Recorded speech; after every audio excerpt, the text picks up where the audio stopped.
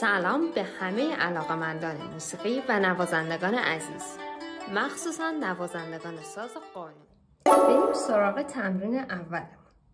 توی این تمرین میخوایم مضراب راست و مضراب چپ رو تقویت کنیم. کسایی که راست دست هستن طبیعتا دست چپشون ضعیف‌تره و کسایی که چپ دست هستن طبیعتا دست راستشون ضعیف‌تره. پس این اتود میتونه به هر دو گروه کمک کنه. برای اینکه این تمرین رو انجام بدیم نوت فا و دیز میشه. اگه الگوی سازتون ترکه، وقتی همه پرده‌گردونا رو به پایین هستن یعنی فا بکاره و وقتی نیمه سمت چپ رو میدیم بالا میشه فا دیز. و اگر الگوی سازتون ایرانیه یعنی کلا 4 تا پرده‌گردون داره، 2 تا بالا 2 تا پایین میشه بکار و وقتی 2 تای دیگه که رو به پایین رو میدیم بالا، هر 4 تا رو به بالا قرار داره به این شکل میشه دیز. این یه نکته‌ای بود که باید بهش دقت کنیم. میخوایم از نوت سل شروع کنیم. از سل بم شروع میکنیم. مضرابمون هست راست چپ راست چپ راست چپ راست چپ و 4 تایی میخوایم این تمرین رو انجام بدیم. از نوت سل 4 تا رو به بالا حرکت میکنیم. سل لا سی دو، 1 2 3 4. سل لا سی دو. از لا لا سی دو ره. از سی دو ره می. از دو ره می فا. از ره می فا سل. از می فا سل لا سل. همین الگو رو برمیگردم. سل فا می ره. فا می ره دو. می ره دو سی. ره دو سی لا. دو سی لا سل. سی لا سل فا سل. بار اول برای اینکه خوب متوجه بشین با مکس اجرا کردم. بریم که این دفعه بدون مکس اجرا کنیم.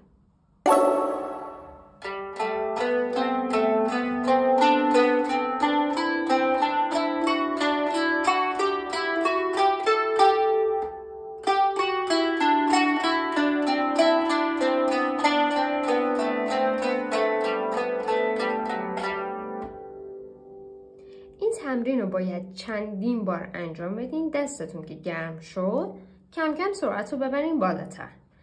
این دفعه میخوام با کمی سرعت بالاتر اجرا کنم.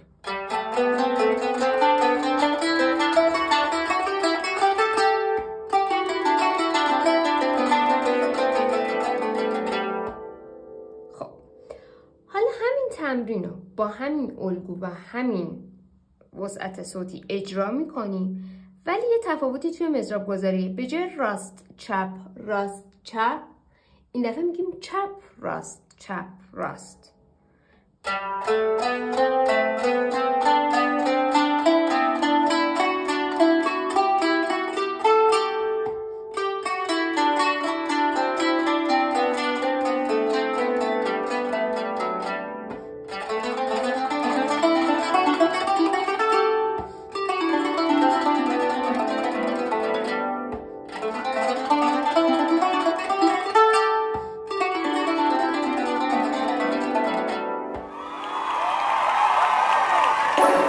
امیدوارم که تا اینجای کار خیلی خوب متوجه مطالب شده باشید و اگر که ویدیوهای منو دوست داشتین خوشحال میشم که سابسکرایب کنید تا ویدیوهای بعدی رو هم ببینید.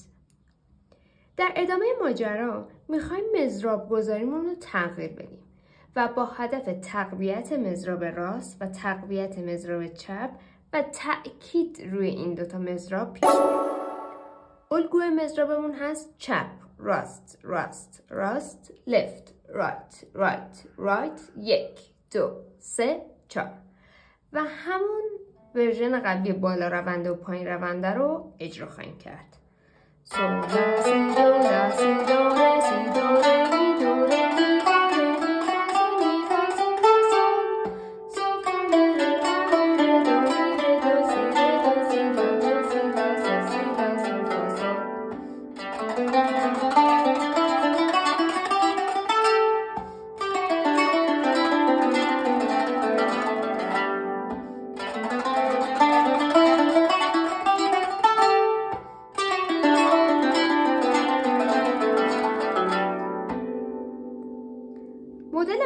میخوایم اجرا کنیم مضرابمون هست راست چپ چپ چپ right left left left 1 2 3 4 از نوت سول.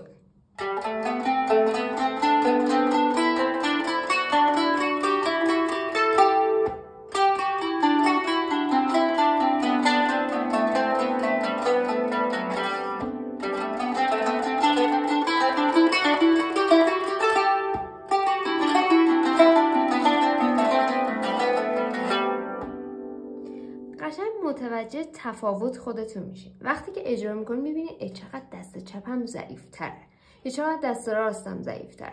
پس اون ورژنی که توش احساس ضعف میکنید و بیشتر تکرار.